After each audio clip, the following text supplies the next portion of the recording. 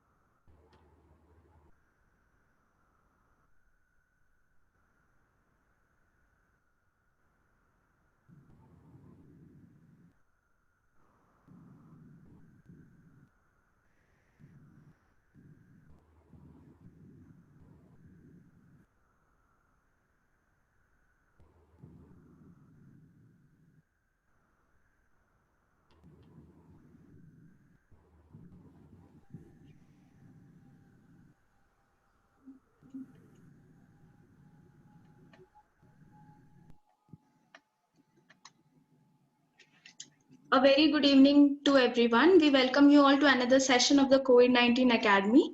Sphere India COVID-19 Academy is a collaborative initiative of NIDM, UNICEF, WHO India, World Food Programme, HCL Foundation and members of Sphere India with an aim to build capacities of frontline volunteers and outreach workers for COVID-19 preparedness and response. Today, we are holding a session on Unified Response Strategy 4-Way Mapping, URS. Urs Metrics is the compilation of the ongoing and planned response and relief activities of the humanitarian organizations responding to an emergency and is developed to ensure a unified response and avoid any form of duplication. The matrix necessarily covers the aspects such as who, what, where, and when. The matrix is shared in the form of an online Google Sheet among the organizations. This session aims at analyzing the existing tools and understand the potential gaps in order to develop a new form of the tool, which is more user-friendly, and also to discuss on adding the financial tracking system essentially to ensure a multi-layered and unified coordination structure in place that brings stakeholders at national, state, and district levels together on a common platform. This session will also be looking at the global best practices, experiences, challenges, and what is working well. For the session today, we have a very esteemed panel with us. We have with us Professor Santosh Kumar, NIDM, Mr. Sarabjit Singh Sahota, UNICEF, Ms. Shivani Rana, Change Alliance, Mr. Jittu D. Thomas, Shreyesh Wayanad, Mr. Shakib Ahmed Khan, CBM India, Ms. Kusum Gildial, IAG Uttarakhand, Mr. Wasi Mohammad Alam, CARE India. I would like to take a few minutes to give you a brief introduction about all of our panelists. I will begin with Professor Santosh Kumar, NIDM. Professor Santosh is a disaster risk reduction, policy planning and capacity development expert with 25 years of experience in different positions in the development planning and DRR sector. He has a PhD in economics and has studied gender and development in IDS, Sussex, UK, and received professional training in disaster risk management from Israel, backed with international work exposure at the World Bank and intergovernmental body of SARC. He has also worked at state levels in different capacities in UP Academy of Administration, Nainital, and RIPA, Jaipur. He is an experienced hand in designing, planning, and implementing mitigation and long-term disaster recovery plan and projects. Welcome, sir.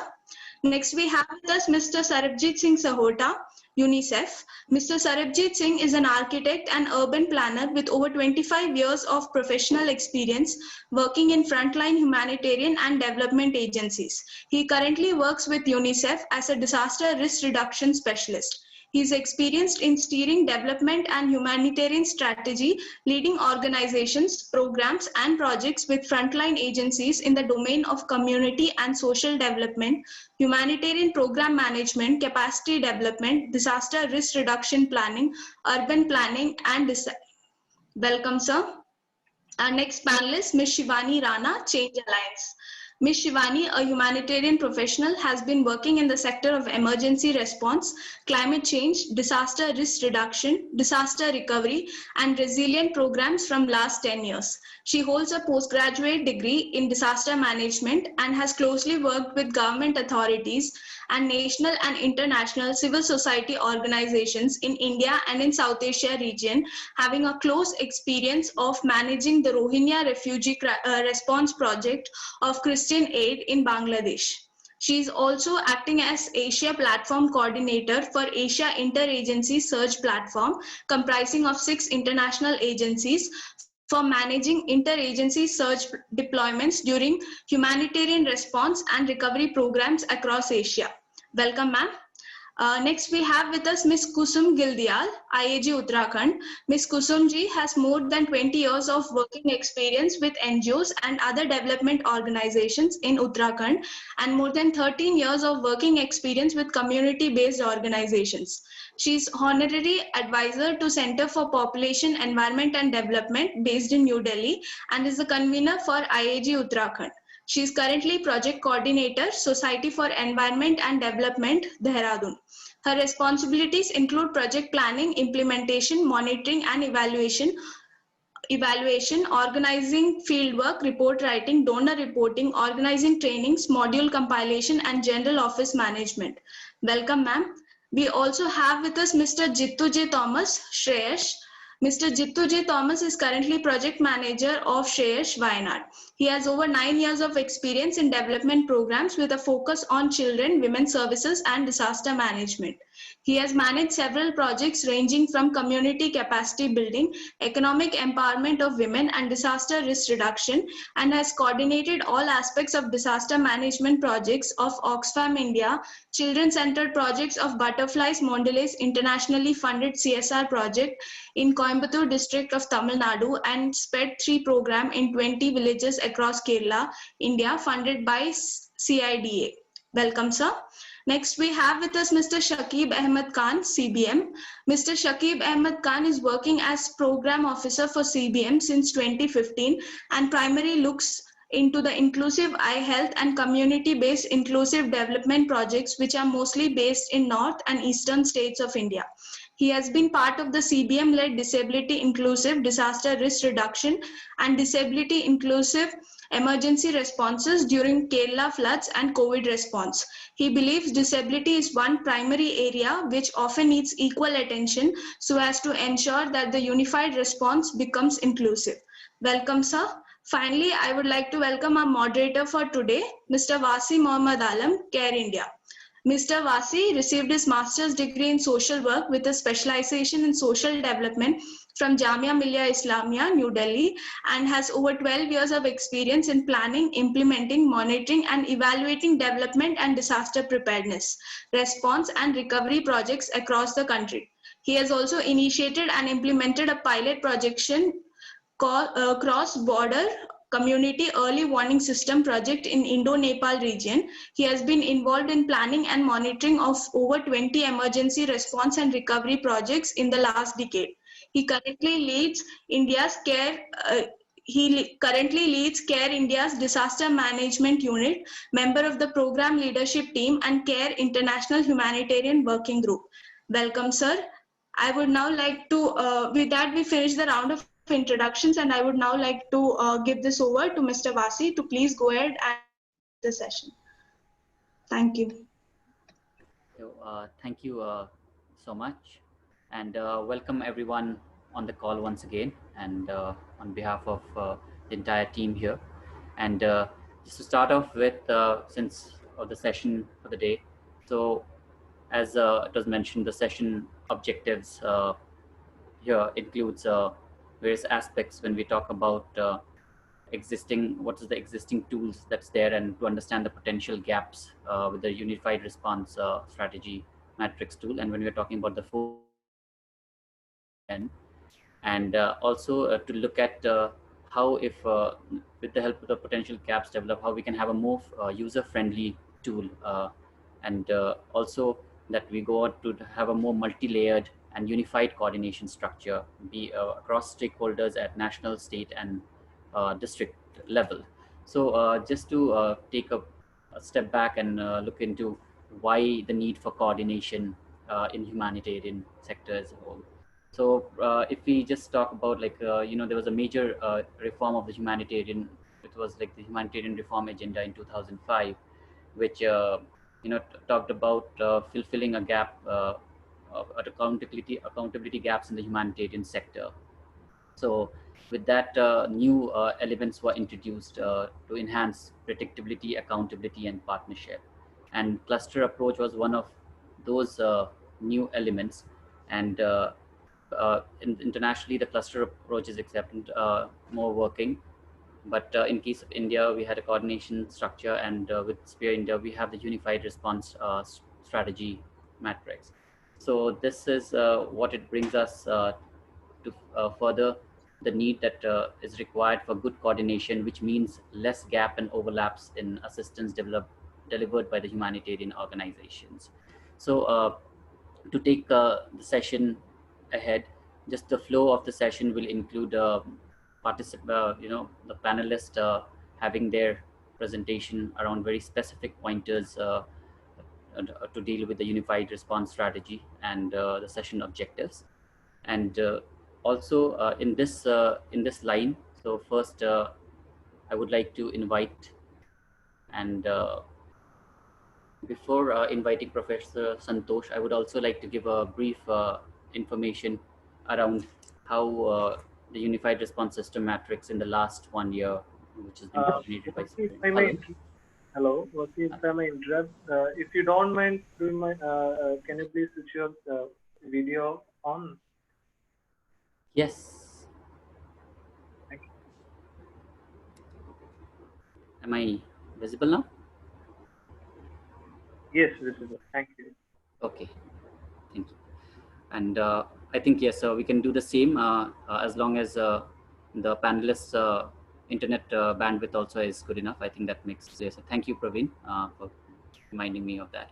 So also, just on the brief information about the way Unified Response System Matrix has been activated in the last 1 year. So over 9 emergencies in 1 year, and apart from that, the COVID, and where we have seen over 50 to 250 organizations, humanitarian organization, taking part in that. And we will hear of experiences of a few. And also, when we go ahead with the post the sessions, the participants sessions, panelists would be speaking with a time of 7 minutes each. So first 5 minutes, they will get a reminder for an additional 2 minutes. And followed by that, we'll have a question answers round for around 15 minutes, and finishing with overall any input and other information from Spear India Secretariat. So this will be in all, we'll go around the next 80 minutes of the sessions till we close at 5:30. And here, in the meanwhile, if there is any further specific information on this thing, Praveen, please do manage the chat box. So now I would take this opportunity to invite our panelist for the day, for starting with Professor Santosh. So just a query, and he would be talking around how the 4W mapping, that's who, what, where, and when mapping, which is executed by the Unified Response Strategy Matrix, and which is with the aim to for a unified response among humanitarian organizations responding to any emergency. So in Professor Santosh, in your opinion, what are the benefits of unified response, and how can such mapping by civil society actors complement the response efforts of the government? So over to you, Professor Santosh. So I'll stop here and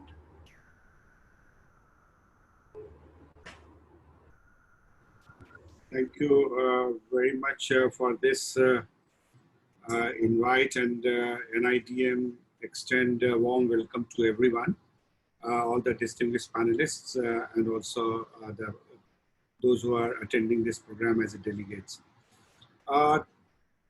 It's very interesting to note that how India is progressing and evolving in the entire disaster response system.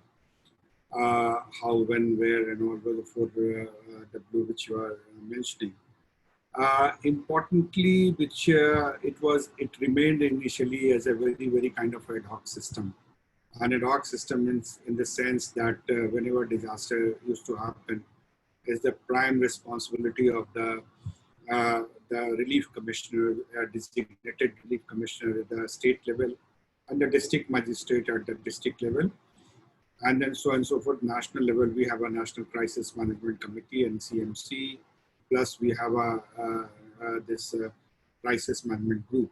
So for unification or unified command, like at the federal level, the state level, and at the district level, this is the typical government response system. Gradually, it evolved also that the responders. So the responders also came, and that's the creation of National Disaster Response Force came. And Disaster Response Force is taking care of the State Disaster Response Force and so on and so forth. And they're all supporting the efforts of the state government and the district. So that is depending on how much the support they require from the national government.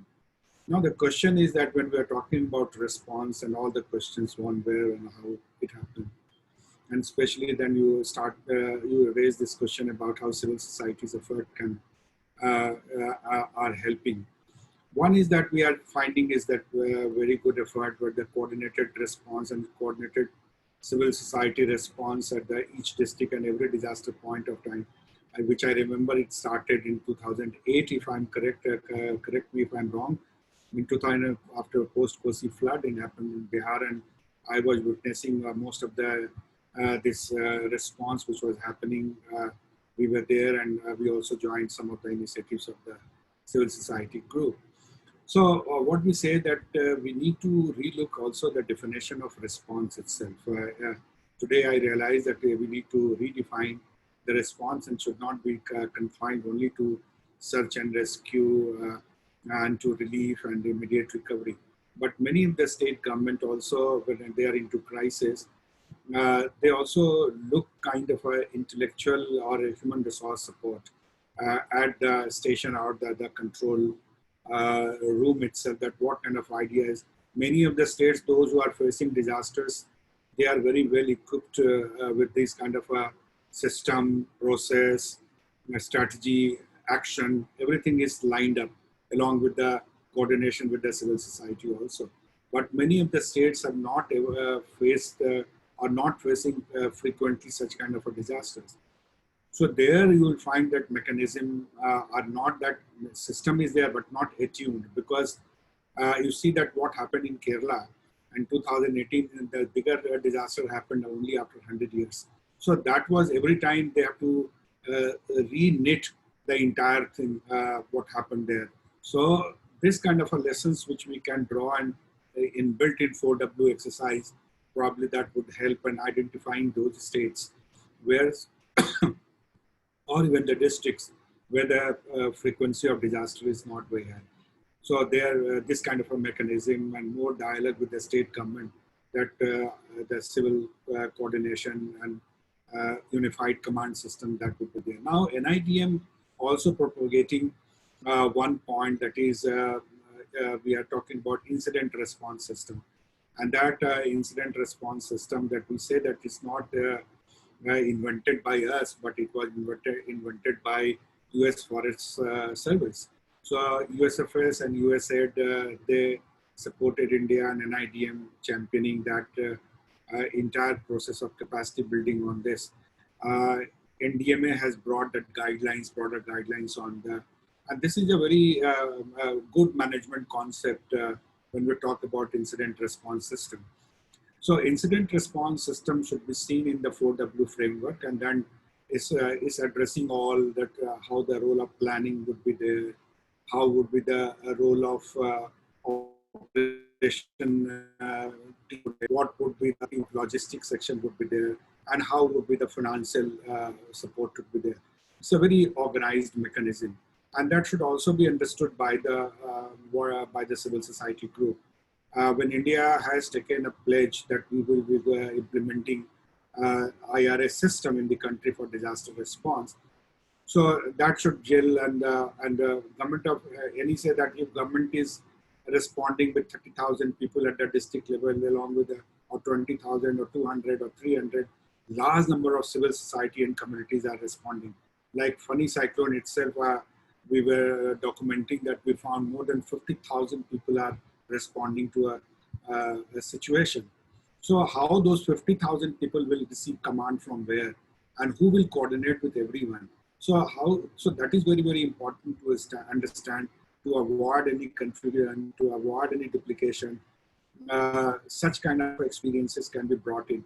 So how that we have a module developed, we have imparting training, and I would rather propose that why not a webinar on incident response system could also be organized for the civil society group and the community leaders, those who are taking and they are engaging themselves, so that the language of the responders along with the government to raise this question, that how government, so along with the government, they are following a pattern A, and then the other pattern is also followed in the same direction, probably it would help.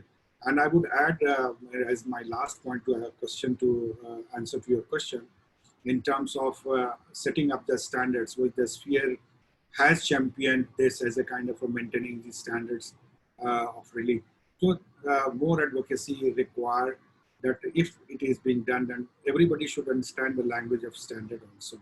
So I would suggest that I see that great opportunity when both of all speaking the same language, and 4W would be strengthened in the context of the unified and understanding each other for better response.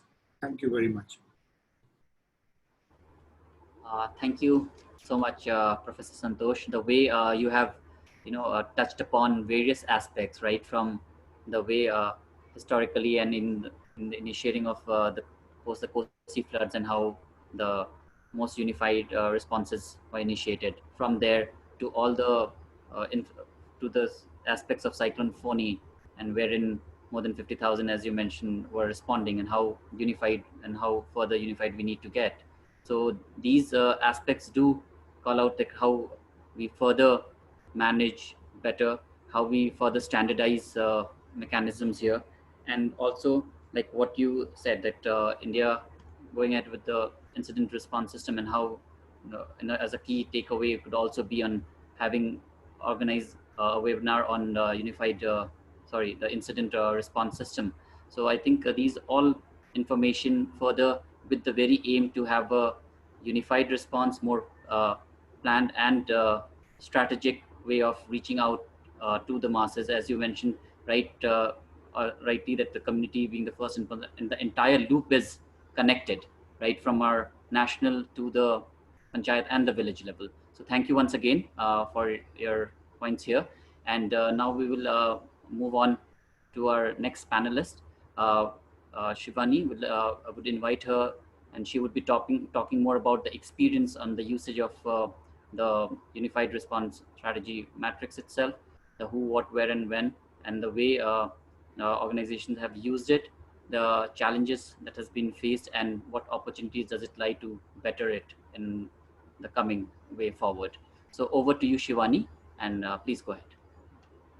Thank you, Vasi. Thank you very much. And here I welcome all the participants for this session as well. And of course, to enhance our learnings around URS mapping, what we've been talking about and as already Professor Santosh has given an already overview of this. I would be speaking more from my experience of working with the civil society organizations, mainly to start with of my experience of being in sphere, and then on the other side also being in the organization in which like we directly implement programs on ground. So it has been like really helpful for us, especially when you are on the other side, you are the implementing organizations, you're from that sector. So running and managing the Krishna programs, humanitarian programs in India, I found the URS matrix has been really helpful for us in terms of using it during our intervention in any disaster affected areas to avoid the overlapping in responses. And another thing is to be accountable for being, transparency, for bringing transparency in humanitarian assistance we are providing on ground. So that is one aspect as I feel is one of the important thing. And here I would like to cite an example of our experiences, though working in number of emergencies, and we use it. I mean, this helps us everywhere, like in every case you pick it up. But here I would like to maybe specifically pick it up Orissa cyclone, cyclone fund response, the recent one. So there, what happened when we've been responding, when I was there and leading the Christian aid response on ground, what happened, we realized the number of agencies were there and everybody wants to respond. Everybody wants to, help communities with the assistance they are bringing in the state. And a brilliant coordination mechanism with the Odisha state government, OSDMA, IAG and Sphere has been established at that time. And basically IAG Odisha was leading the whole process there again. So what we realized is when we were there, so we were in district Puri and responding into the needs of communities. So there were two more international organizations at the same time were also responding in the same areas. And then that we came to know from the URS matrix, which was activated. There was whole the detailed information of who all 4 Ws was given in that. So this is something it triggered from there, but like when we really went into the discussion with these two organizations, what we found out is, though it was not really properly given in the metrics, I think this is one area we need to see. So what we found that we are in the same geographical locations, but we are providing something else and they are providing something else. Like we are providing non-food items, but they are providing food. So this is again, complementing the relief packages of both the organizations. So if you don't have URS matrix and you're not uploading the information properly on such systems, you won't really able to gel up with all these transparency and duplicacy issues which you face. And with the other organization, the other experience was they have somehow blocked the areas that we are responding. But in actual, they just blocked and they didn't really started, and I think waiting for the confirmation from the donors and if they will really get the support or not. So the whole process of this mapping exercise has really helped us that whether we should go into those areas or we just opt out and then take some other localities and the communities.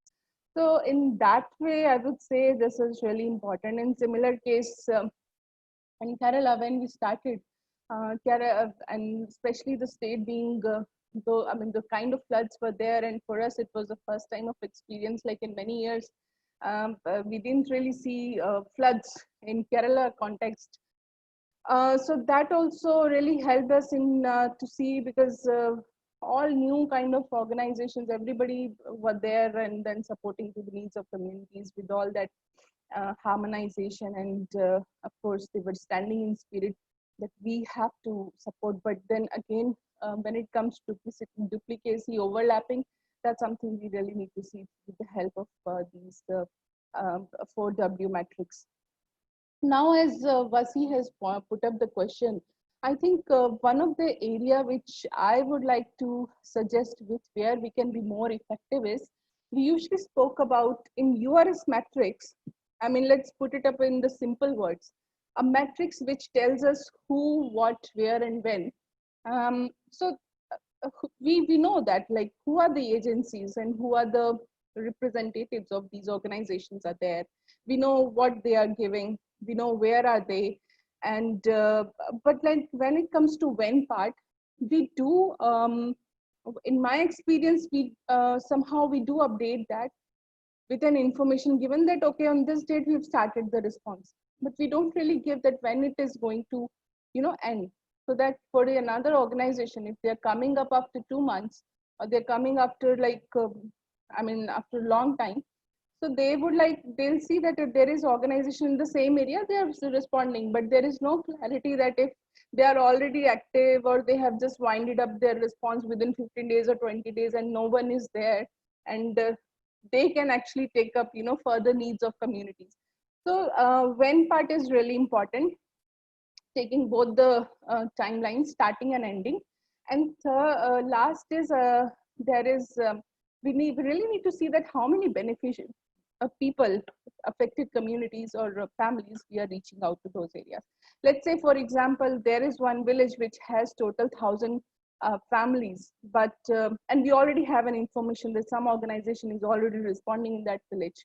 But if there is an information on the beneficiary outreach is given, like let's say one organization is reaching out to only 500 families, but what about rest 500? Are we reaching out to them, or somehow within the capacity of other organizations they can only support 500?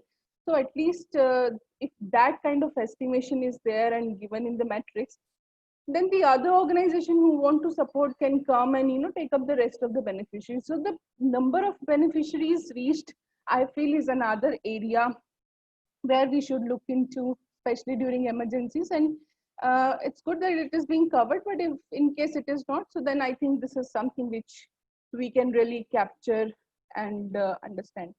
And in this, the last point which I'll also say under this, where the areas of improvement to make it more effective, it's very important to include local organizations.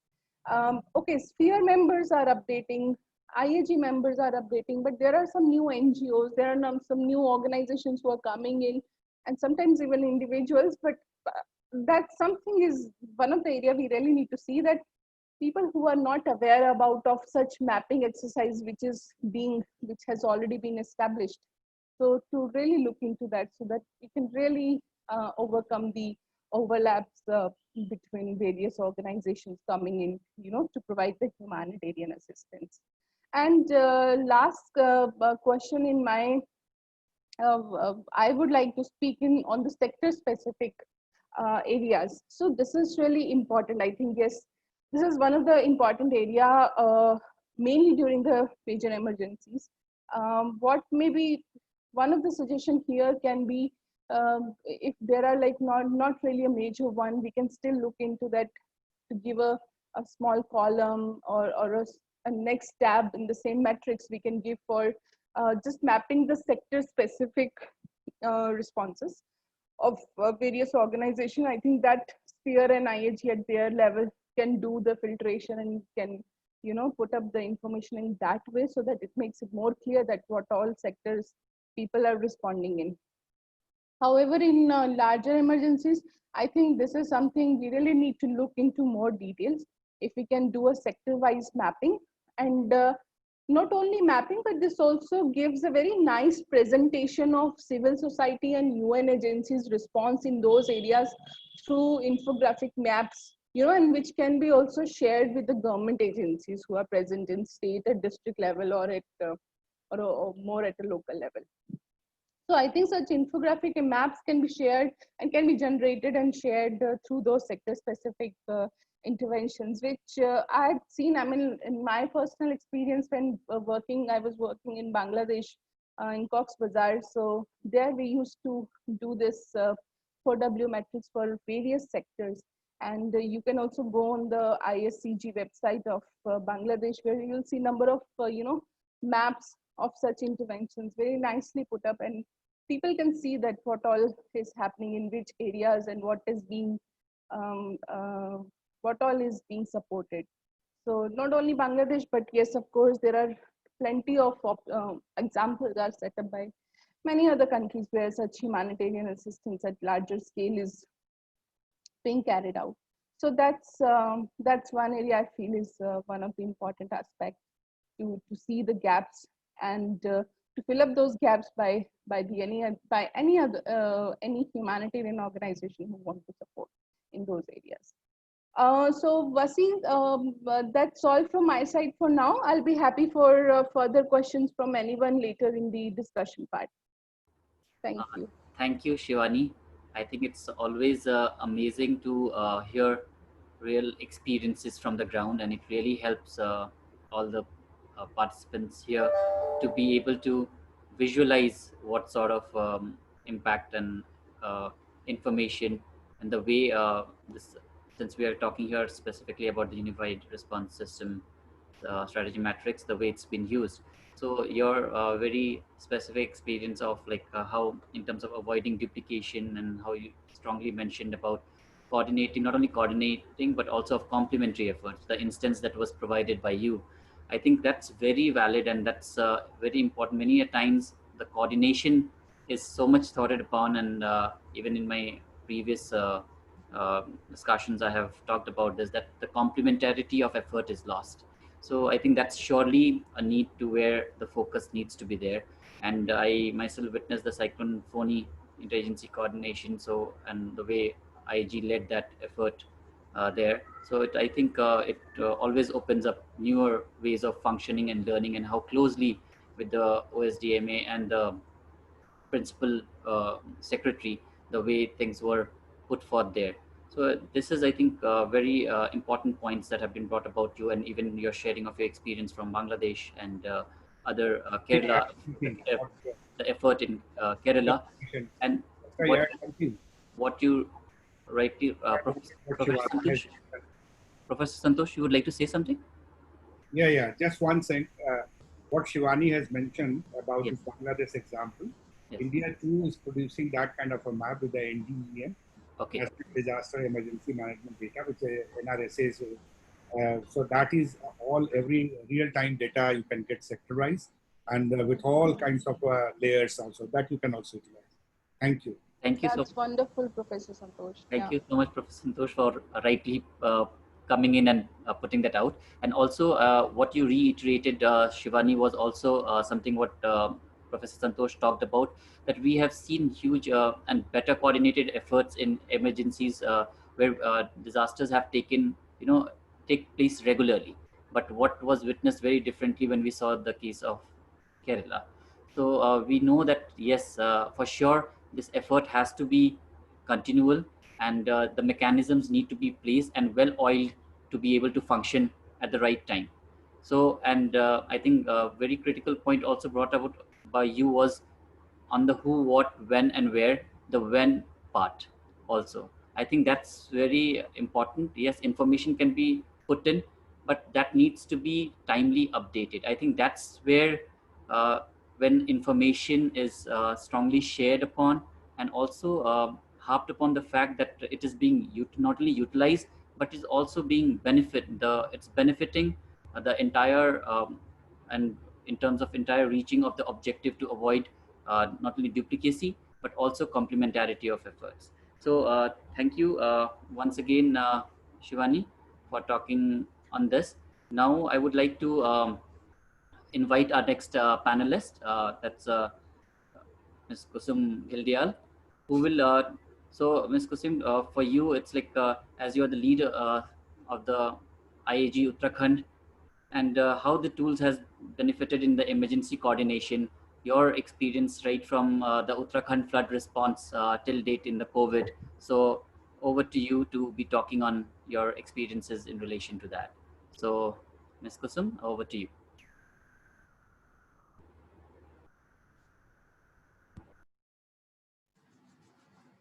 You have to unmute yourself.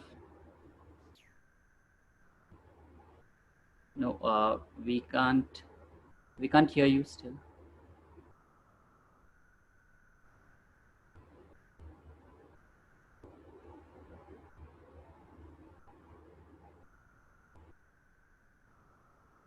No, you're not audible.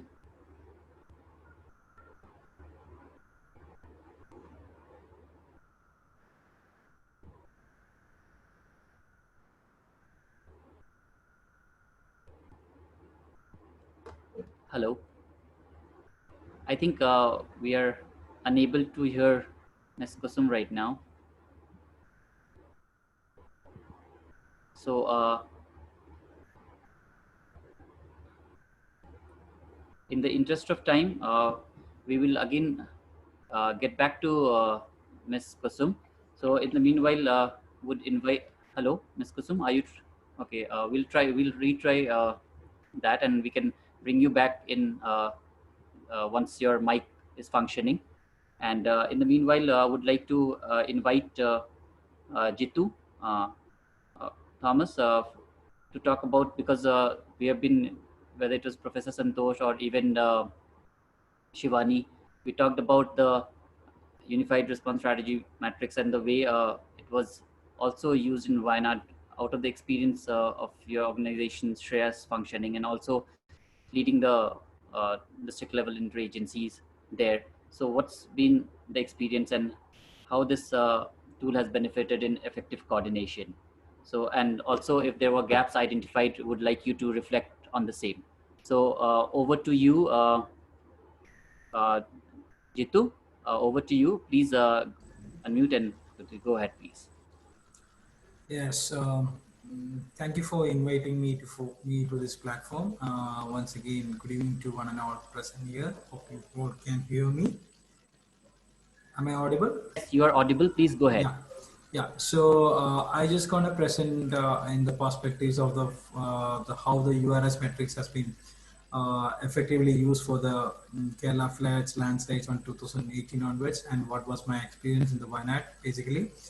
How effectively it has been helped in coordination and the essential gaps in the tool, etc. Is going to be my presentation topics. So first of all, let me point out that we have used thrice. We have used URS metrics thrice. First on flood on 2019. Second on flood on 2000, first on 2018 and second on flood 2019, and lastly on the COVID-19 outbreak. While using the URS metrics, what we could find, what the URS metric, how the URS metrics helped us in the disaster response is that it helped us in mapping out what, where, when, and how, who on this from the four questions, addressing the four questions. First of all, it helped us in mapping all those four questions. Secondly, this helped in the easy coordination with the local level, local NGOs, district level, state level, national level coordination with humanitarian agencies as well as government agencies. So as it is the IAG convener for the Wayanad districts, and it helped us in resourcing the materials to the materials judiciously to the stakeholders and beneficiaries. Basically, it also helped us to identifying the resources and to track the resources and mobilizing the resources and allocating the resources judicially among the stakeholders and beneficiaries. While we applying the tool, URS metrics tool, we had certain challenges in using the tool. Basically, with the while we filling up the sheet, as you all know, it's an online Google sheet, and it was very tough to fill it up at times, because while what I personally felt is that once we entering the data, that once I actually I was. It made me to enter the data 3 times, because first time I entered the data, it's got deleted. Somebody has overwritten the data on that. Second time, again, I got a call that your data is not there. I was just astonished, like, where my data goes, because I have spent quite a lot of time in putting the data on the tool. Second time also, when I put it, it's again overwritten. It's been deleted. Third time again when third time only it took the place of permanency. So it's like 3 times I was supposed to enter the data in the URS metrics, and it leads to more time consumptions to get the end result. Thirdly, there is no financial tracking system in the URS metrics. I would suggest a financial tracking system to be included in the URS metrics.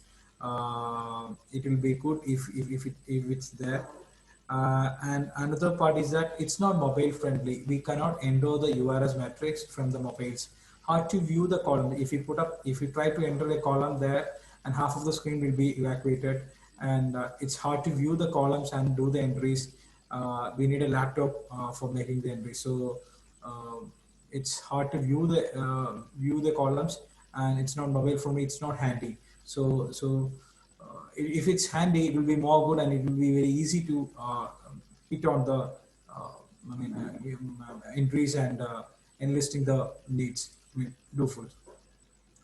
When I say when I say, am I able to share my screen?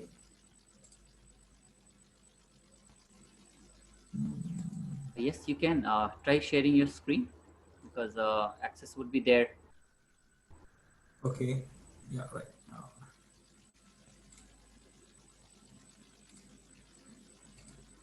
Yes, we can see it now. So when I say the financial tracking system, it says like it's like NGO A has half rupees so and so of fund with them received from sources such as donor A, B, C.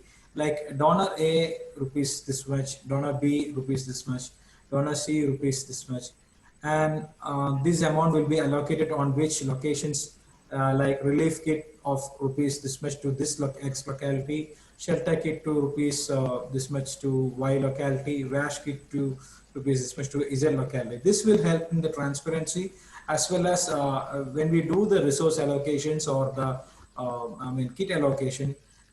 This will help us in managing, delivering it to the right points and the right number, so that no one will be missed out on, no locations also to be missed out. The possibilities are vast, and especially the government agencies at donor can use the Urs Metrics as a most effective tool during the disaster response, because they can code and decode the data from one platform and use it for the research purpose or for the response purpose, anything. And this will help in the effective coordination within the humanitarian organization as well as the government agencies too. Solution for the addressing challenges: it will be good if you develop a mobile friendly responsive platform and model of Google Forms, because if in the Google Forms, like we will get uh, one option as the other, like one each. So if I suggest, anyone can suggest if there is any other more options. Google Form can be a good suggestion to replicate, to easify the difficulties, and or otherwise, will it be possible to develop as a mobile app for the metrics will be advisable. So that's all from my part on how good was dealing with the URS metrics from our point of view. Thank you. Thanks for. Thank you so much, Jitu. It's a pleasure, and also the way that you have described the entire effort surrounding the Kerala floods of 2018 and 19, and to the COVID pandemic coordination. So the very specific points that you have brought out in terms of the way uh, Shreyas you know, has been, and how the coordination efforts were done along, not only at to have at the local or the district level, but also to the state and national level, and how this tool, because it's provides the specific informations that it was of use, and how it actually helped in avoiding duplication and also complementing the efforts.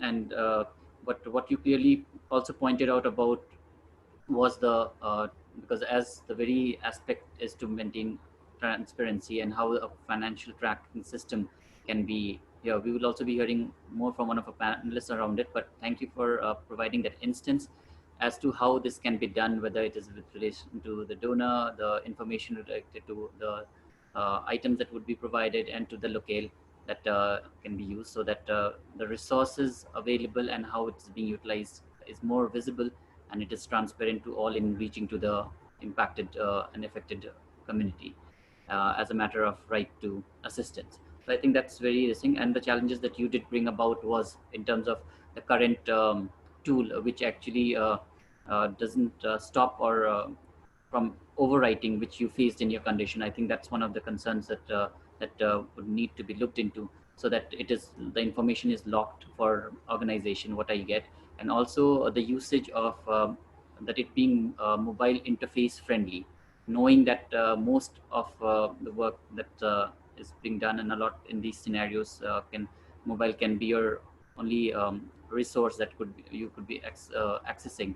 So how this could be designed, whether it is in terms of app or a friendly interface, so that the information can be filled and compiled in accordance.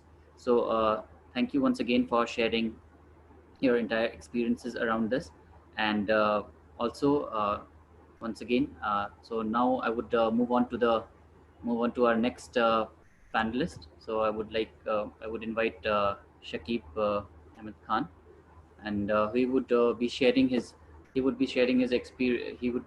experiences around the usage of the matrix.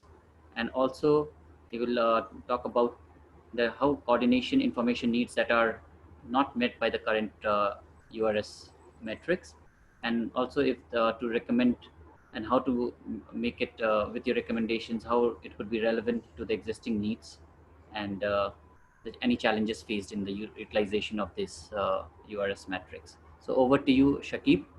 Please go ahead with your talk. Good evening, all. I'm Shakib Ahmed. I am representing CBM. We are a disability and development organization working in India since last 50 years.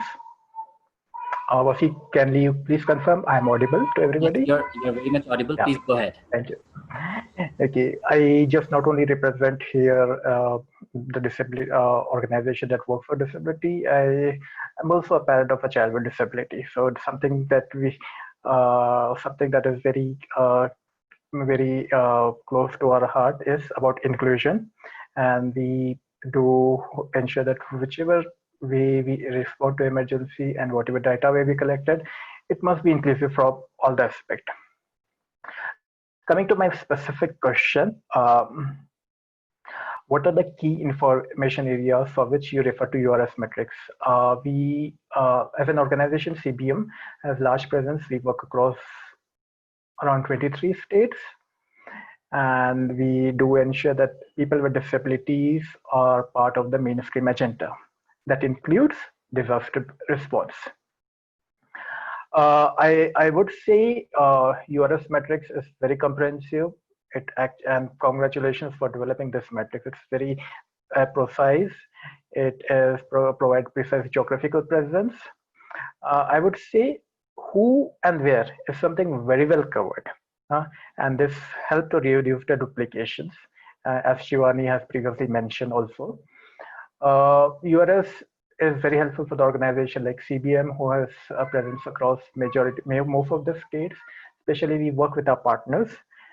We have we enter into partnership. We are not directly implementing it organization. We work through a partner, and URS helps to understand which and where are the partners located who can help to reach our goal. Okay, so this is something which this provides very precise information, and with most of the majority of the sector-wise location. Then coming to are there any other coordinated information that are not met by the current format of URS metrics? I would say, as I mentioned, it is heavily biased toward who and where, but there is a need for more, although sector-wise is mentioned, but there's need for elaboration further. For example, we do not see the organization that are working on issues related to humanitarian response when it comes to people with disabilities. I'll take your example. Although all organizations these days are very inclusive when it comes to extending help during emergency, but sometimes you need to be more sensitive. You need to have a little bit of understanding and training and sensitiveness when it comes to needs of people with disabilities. I'll just take an example. When immediately after lockdown was announced, nationwide lockdown, we see a mass exodus of migrants.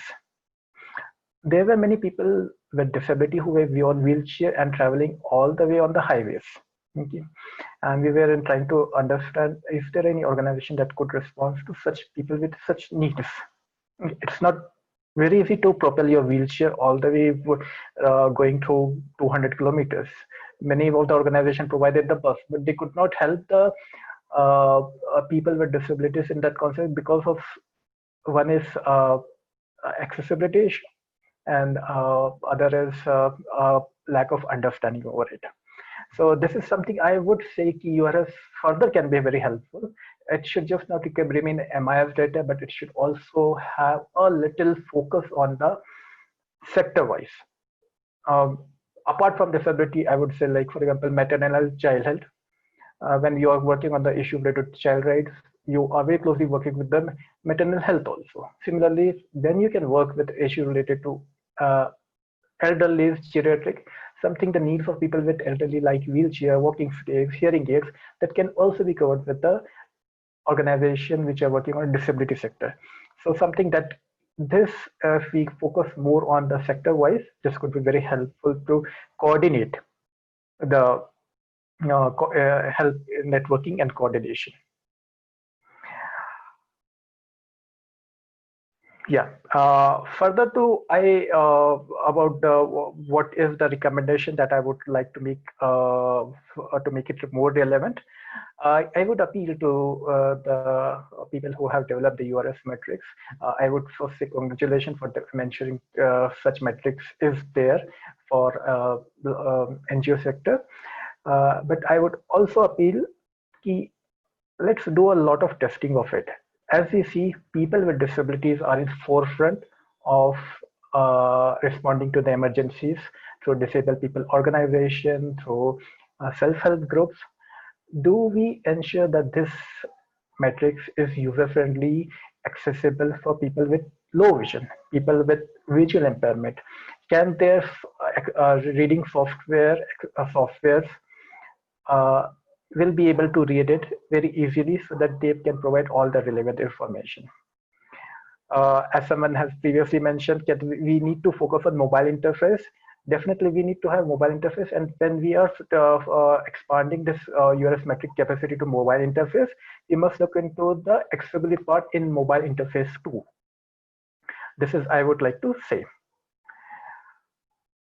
So. So this all the things which I feel is from my side, and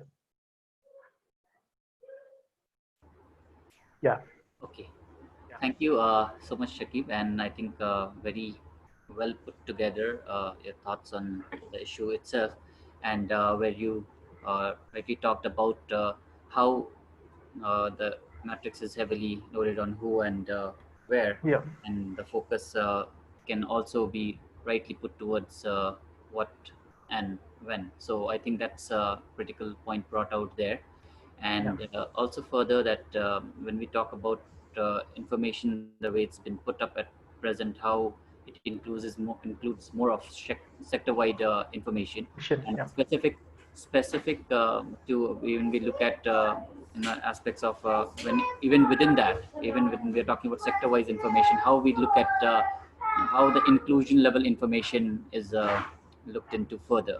So I think that is very critical points brought out there. And also, while you recommend and you're talking about, yes, it is very critical that no matter which interface that we are talking about and the information that needs to be compiled and collected, but how it is user friendly and how this interface is sensitive and also ensures accessibility issues are dealt with, like what you talked about. So I think that's very important points. Once again, thank you so much, Shakib here. And now moving on to our next panelist, if now Miss Kusum, is she present? Praveen, can we? Hello. Yes, Miss Kusum, is she there? Hello. Yes. Am I audible? Yes, we can hear you. So over to you, Ms. Kusum, to share on your experience of the coordination of IG Uttarakhand as you lead it, and from your experiences around right from the Uttarakhand flood response up to the COVID pandemic scenario. So over to you, ma'am, and please go ahead with your thing. So thank you. Thank you, Vasi Alam, and good evening all. I welcome all the participants. And first of all, I would like to thank Sphere for providing an opportunity to us to share our experiences in this platform. And before going to the URS tool importance and IAG Uttarakhand experiences, I would like to share about IAG, because here I am representing IAG Uttarakhand. Basically, interagency group, a multi-stakeholder coordination platform at the state level and district level in India. They seeks to promote and facilitate collaboration, coordination among the many actors and agencies working with communities in a state before, during, and after emergencies. Varying from state to state, they also engage and collaborate with government, corporate, academia, media, and other key stakeholders. IAG also serves as spaces within which civil society groups can share and discuss common concerns and needs. And the URS can be a useful tool in the emergency coordination process for technical support and coordination for a network, either it is a state level, district level, or a block level. We also felt the importance of this tool when thousands of humanitarian agencies were working in Uttarakhand Kedarnath disaster in 2013. Nobody was prepared for this disaster. In the view of the large-scale impact, government and number of humanitarian agencies rushed to the affected areas to respond to the situation. Which agencies, where are working, on which sector they are working, nobody knows. Even the government also does not have any database. Some areas are overloaded with relief and resources, but some areas did not receive any kind of support. We don't have proper database of the agencies and their expertise. At that time, donors' expectations was quite high and felt the need to strengthen the capacities of organization and the implementing partners. Another challenge at the time we faced that the availability of short-term fund and the long-term commitment. If we talk about the URS metrics, URS metrics help us to disseminate information and knowledge with collective approach and avoid duplication in 2019 Uttarkashi disaster. It provides us up-to-date and pertinent information and also support organizational activities, facilitate linkage with other organizations in various sectors, including government also. I think if we use this tool, it would foremost highlight and acknowledge the importance of the voluntary sectors in societal development and better access to the various resources and collaborative and collective sharing of the voluntary sector. It would also strengthen the agency's capacities and promote democracy and transparency. At last, I must say that the first step to networking is being interested and exchanging information. It is very important, as earlier panelist also focused, that it is important to keep your information up to date with technical expertise, strength, focal persons, database of contacts, because working together can provide us wider audience, outreach, more strength, more knowledge and experience. And I think it is enough. Over to you, Vasiala. Okay, thank you. Thank you so much. That was really fast and very, very precise, Ms. Kusum. Thank you. And I think the way you did share your experience post the Uttarakhand disaster in 2013, and the way, yes, the scenario was initially very, very, disorganized, but how this was utilized and how the URS matrix as a very excellent platform to get the information, to not only compile and collect, but also coordinate and network with the right resources at the right time to reach out to very affected people. And what you mentioned is that when you talked about, usually it happens that otherwise there's some spaces are heavily resource loaded against the others, which we know that it happens with the location bias, what we call. And this really happens because of, rather than reaching into the more interior regions, like in Uttarakhand, we did see this a lot. And it would be more about putting up resources right next to the regions which could be reached. So these things in terms of the metrics, just when, who, what, where, and when the information is put up, and how it actually took in the information about the organization. Also the same when it was provided accessible to the district authorities to be able to have a more coordinated response efforts in reaching this thing. So if I may ask a complementary question to that, Ms. Kusum. So how do you see any ways that you see to further improvise this, and any challenge that you face out of the IAG coordination experiences of you using the unified response strategy matrix?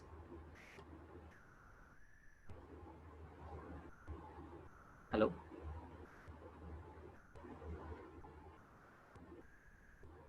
Ms. Kusum, are you there? Okay, I think we'll take it back later once she's available. But in the meanwhile, so thank you once again, Ms. Kusum, and moving on to our next panelist, and a very, very critical subject that we are talking about. I would invite Dr. Sarabjit to, because most importantly, the way in the previous thing has already been talked about the financial tracking system to enhance transparency. So inviting him to talk about the value addition that is that he's in the use of a financial tracking system within the. Over to you, Dr. Sarabjit. Good evening, friends, colleagues. Am I audible?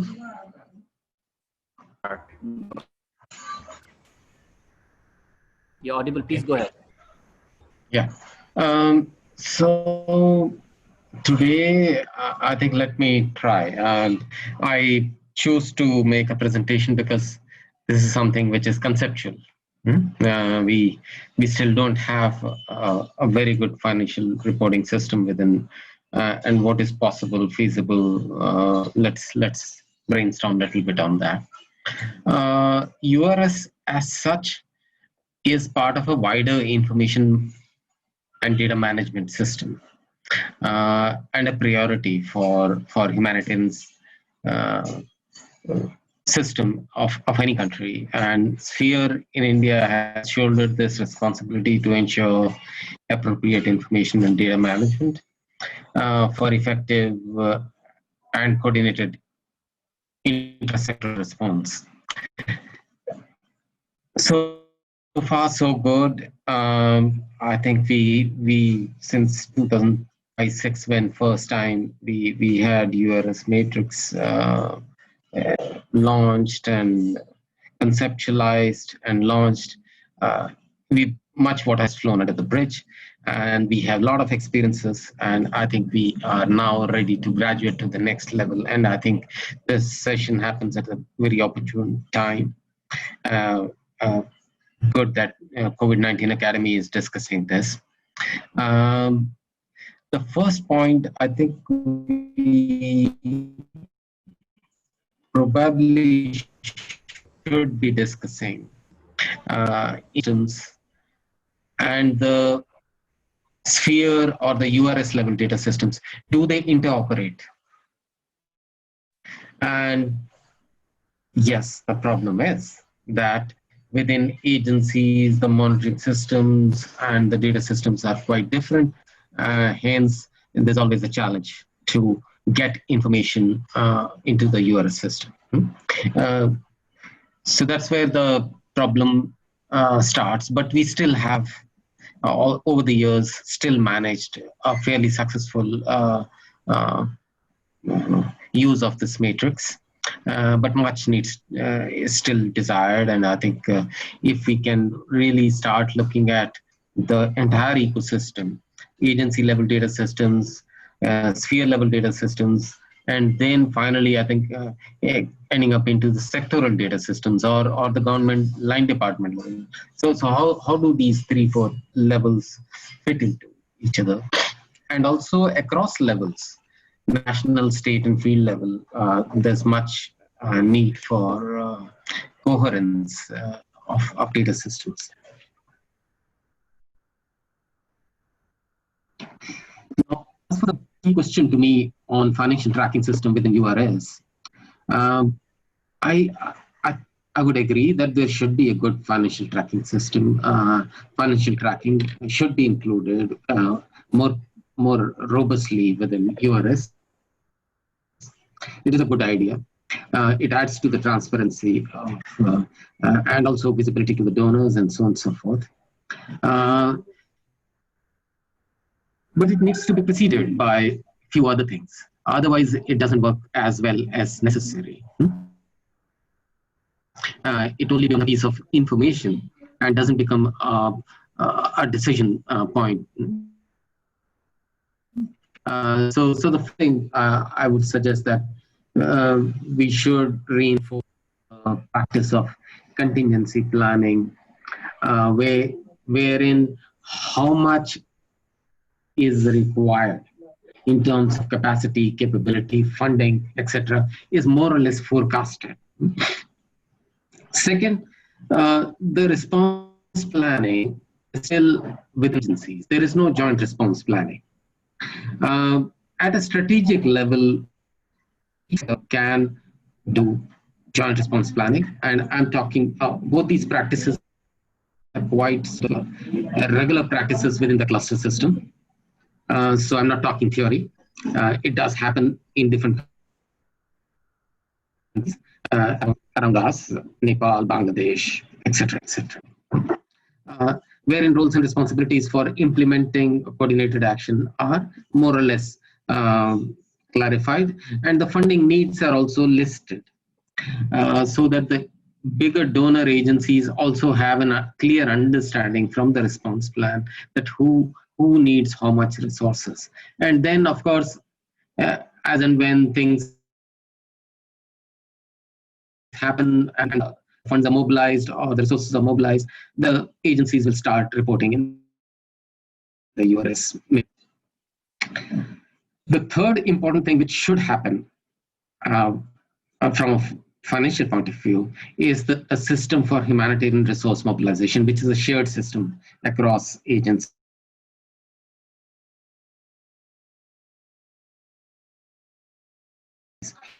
And which has not happened, but as an aspiration, this still remains. I think a couple of more points: visibility and promotion plan for URS. URS currently, in its current form as an Excel sheet, doesn't have a dashboard, or maybe a dynamic dashboard, which helps donors and others, government included, to see what's happening. Because using an Excel sheet which is so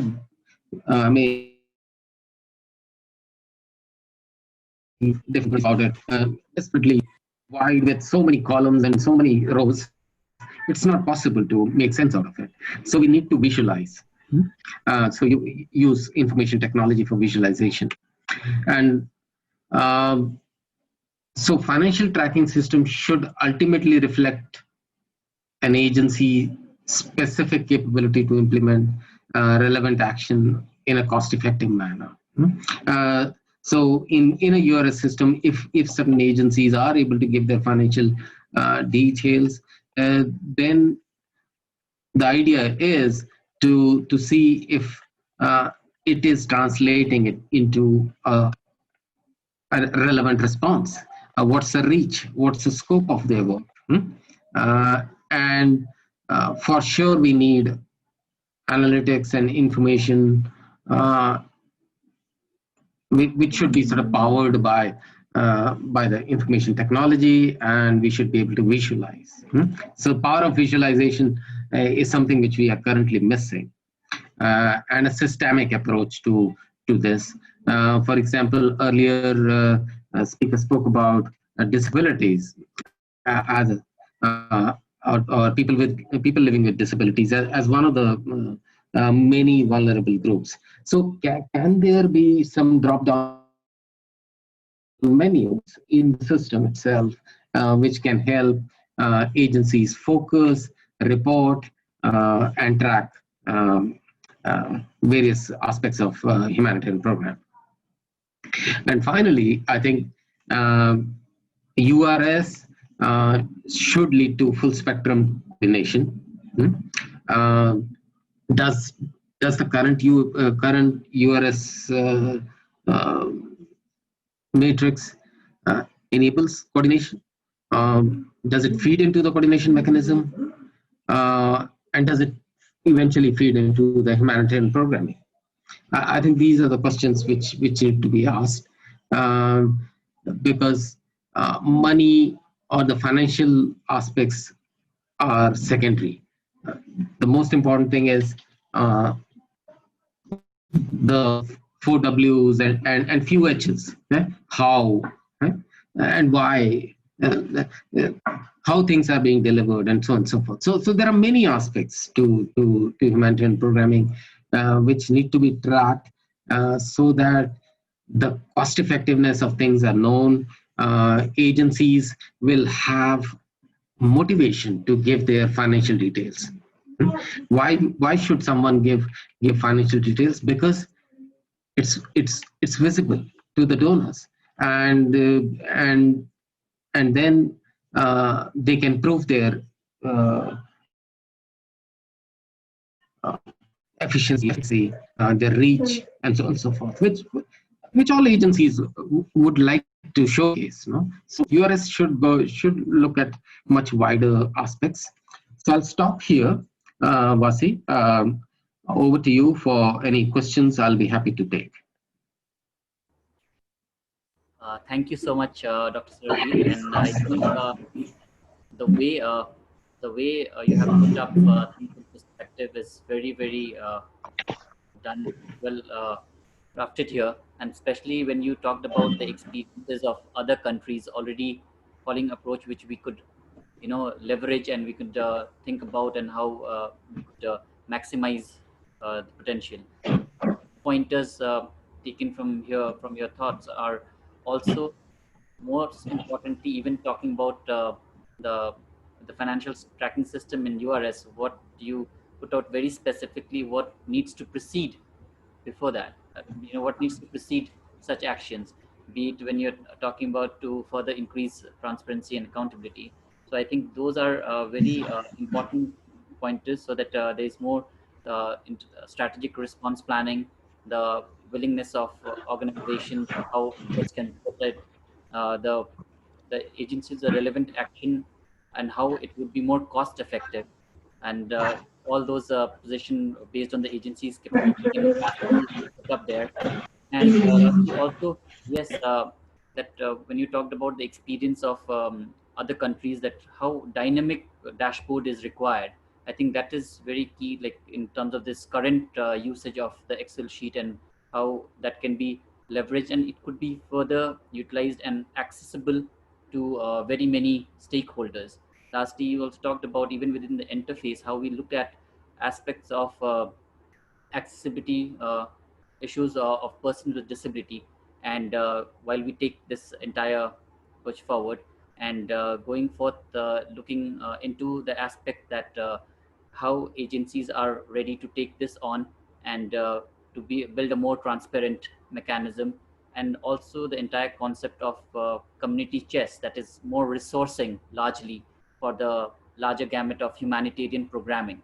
So I think that is very crucial and critical, that we build this entire aspect, and until unless it boils down and it reflects on the humanitarian programming aspect, we would have lost our way en route. So I think that's very, very critical points brought out there. So thank you so much, Dr. Sarabjit, once again. And now I would invite the participants to raise hands if they have any questions. While you're unmuted, because of the time, we'll not be able to take many, but we'll try and take as many within the next 10-15 minutes. So please keep your queries short, and please name the panelists whom you would like to ask your question to. So over to the participants. Any of you, please raise your hands who would like to ask a question. Or if there's anything in the chat box, Praveen, please could you mention if there has any question that has come about. Vasi, there is a question by Elia in the chat box. If I may read that. Yes, I can see it now. You can go ahead if you want to read. Go yeah, many agencies are hesitant in sharing their resources mobilized. What can be some of the motivating factors for agencies? Ilya, I think this is absolutely true, and I certainly believe that certain practices and certain habits can lead to uh, I mean, readiness of agencies to share their data, financial data particularly. Um, as I said earlier, if your Sphere India is providing periodic reports to the donors, reflecting on the, some real-time evaluations, for example. Are you commenting on the cost effectiveness of the response, or the reach of the response, how agencies are able to respond? So if sectors starts sort of evaluating their results on the go, so some real-time evaluations happen, then agencies would probably be, there'll be some healthy competition. I would say it like that, to share information and be visible. Because visibility is certainly an important aspect of all our humanitarian programs. Ultimately, um, the amount of resources which we raise are proportionate to the visibility of our programs, the relevance of our programs, the effectiveness of our programs. So how does Sphere India contribute to this? And I would highly recommend that we build a system of information technology powered system, and not this get stuck with this just a matrix, which is very not very intelligent way of presenting the information. Over. Thank you, Dr. Sarabjit, for bringing out these pointers. If I may also add on this aspect. Wasim, further to what Dr. Sarabjit sir has responded, I would like to add what are the motivating factors for agency to share financials. I would say, as a part of a compliance process, it is very necessary for all the organization to share financial on the quarterly basis when it comes to the FC funds. So there is no way you cannot share the you cannot hide away from not disclosing the resources mobilized. Uh, Thank you there. And the important thing is, yes, compliance is one thing, but I think we should also look into the factor that what is stopping. There has to be a motivating factor, knowing that the information that is being compliant, and as mentioned earlier by Dr. Sarabjit and other panelists also, that we need to continuously see how it's being benefiting the organization that have, if there has been a surmounting reach from 50 to 250 organizations that are contributing to the unified response system. I think there are a lot of takeaways and benefits that are bringing forth. And while we see in terms of the financials being shared, I think this also would be looking into the aspect of cost effectiveness. That could be one thing holding back. So I think the learning would be more maximized if we look into aspects, and what, when it was talking, ultimately needs to boil into the humanitarian programming. So I think this is very critical that going ahead, we see how this is entirely benefiting and has been benefiting, which we heard many of our panelists speak, and that then it opens up the case of sharing that, because you're very rightly mentioned here, on many other forums it is being shared anyways. So because of the compliance and compulsion issue. So rather than doing that, we should see it as a motivating factor and a learning opportunity for increasing transparency and accountability to the entire humanitarian programming within the country, and be a part of it. So that would be an addition. So any other question coming in, Praveen, that has come about, or any other panelists would like to add on to this point here? We have, I think somebody has mentioned in the chat box, highlight BCC and emergencies. Okay, I see that. So if that could be after, if there's a specific question around that, yes. because it's not very clear to the this thing. So if it can be clarified, I think. Okay, there's one question. Yeah. The current URS matrix focused on NGOs. How is unified response carried out at government level? I mean, what tool is used at government level? So I think earlier also in terms of the way Professor Santosh mentioned, I don't see him if he's there right now. So he talked about the incident response system in terms of the mechanism being used by the government to be talking about, and he also talked about that information, whether it's sectoral wise information, it's also available on the websites that are there. So anything further would any of our panelists would like to add to this?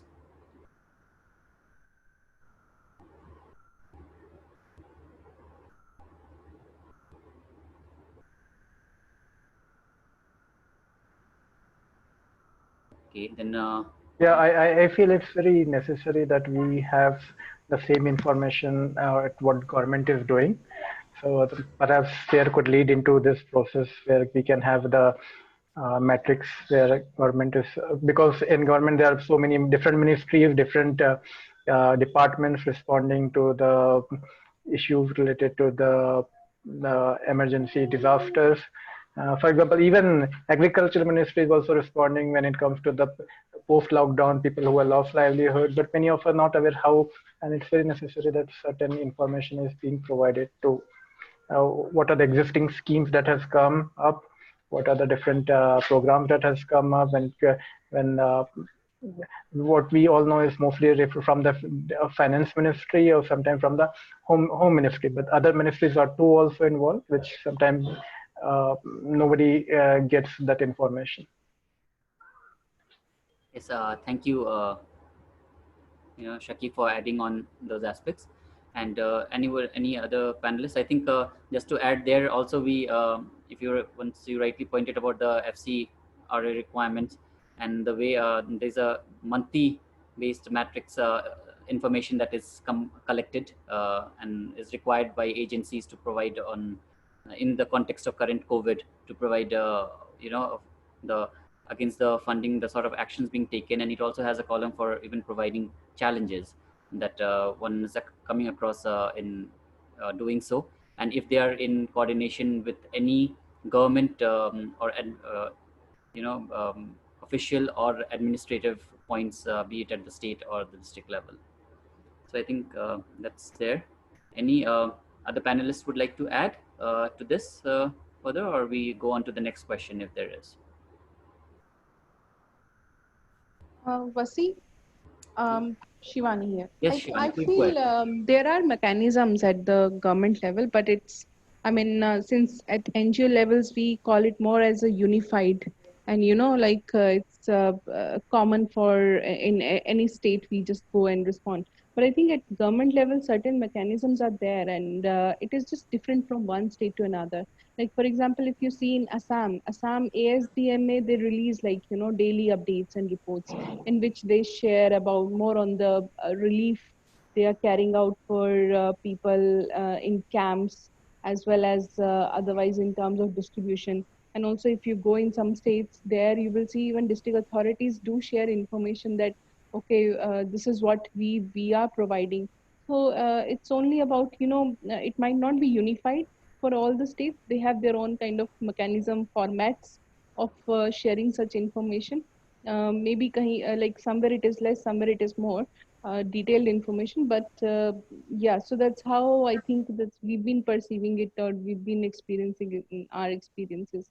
But having such unified kind of mechanism would be like more even helpful for us moving further.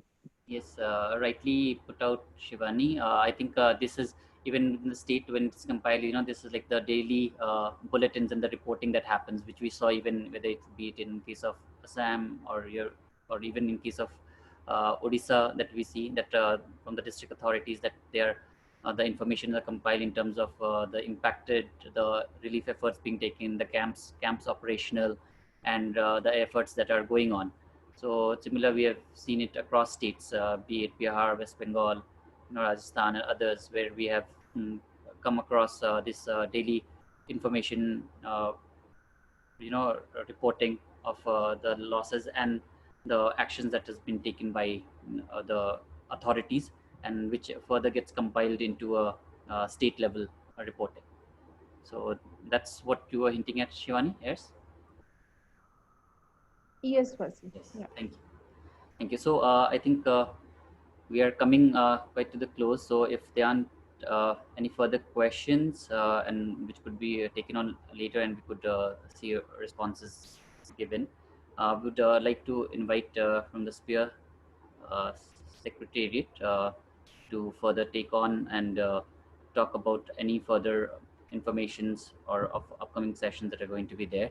But before that, once again, I would like to take this opportunity to thank all the panelists for making it so engaging, and especially around the live experiences shared from their agencies, and also from the coordination mechanisms by the IAGs, by the agency groups here, and also for the unified response strategy metrics. So just to summarize quickly on the key takeaways, we see that there is the thing that we need to improvise, where we see that it can be more accessible, it is more user friendly, we have mobile interfaces, and where we also look into see that how financial metrics could be a part of it, and sector, the sector specific information can feed in, and more and most importantly, that how dashboard level information, so that more usage at various stakeholders can come about. That will be critical in terms of its functioning. So over to the secretariat now for the further information. So thank you to all the participants on my behalf as moderating this session, and over to you, please. Thank you, sir.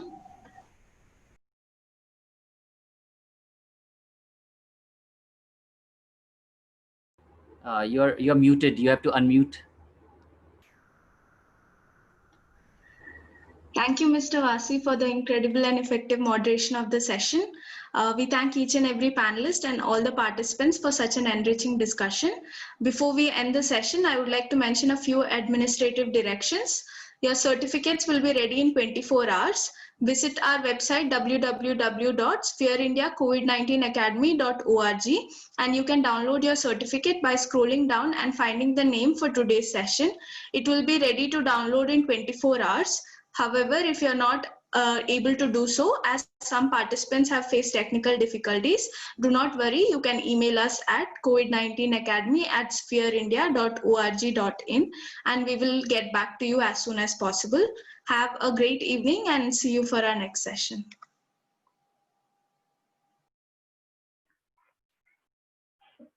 Thank you. Thank you all for your wonderful session. Thank you, Vasi. Bye, Vasi. Thank you so much, everyone. Keep safe. Yeah. Thank Bye-bye. you, Bye. Bye-bye.